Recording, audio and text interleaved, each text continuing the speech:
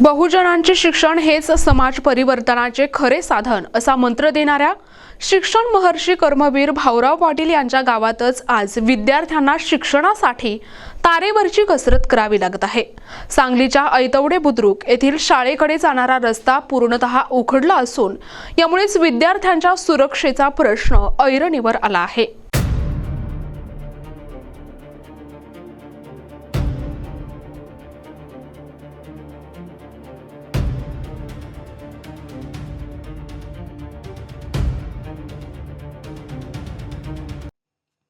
सांगलीच्या ऐतवडे बुद्रुक येथील कर्मवीर भाऊराव पाटील हायस्कूल आणि कनिष्ठ महाविद्यालय हे परिसरातील अनेक वाड्या वस्त्यांवरील विद्यार्थ्यांचे शिक्षणाचे मुख्य केंद्र आहे। मात्र शाळेकडे जाणारा सुमारे 2 ते 2.5 किलोमीटरचा रस्ता आज अपघातांचा सापळा ठरत आहे। या रस्त्यावर जागोजागी 1 ते 2 फूट खोल खड्डे पडले असून पावसाळ्यात हा रस्ता चिखलाने भरतो। परिणामी विद्यार्थ्यांना शाळेत पोहोचण्यासाठी 5 ते 6 किलोमीटरचा वळसा मारून पायी किंवा सायकलवरून प्रवास करावा लागत आहे। विशेष म्हणजे हा रस्ता सुमारे 20 वर्षांपूर्वी माजी आमदार शिवाजीराव नाईक यांच्या काळात बांधकाम करण्यात आला होता।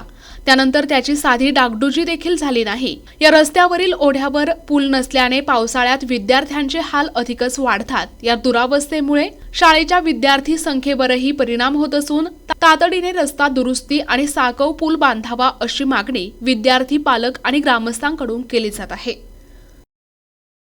मी ऐतवडे गावचा रहिवासी असून हा रस्ता ऐतवडे बुद्रुक ते कर्मवीर हायस्कूल नाईक साहेबांनी 40 फुटी रस्ता नाबार्ड याच्यातून मंजूर करून हा केलेला आहे।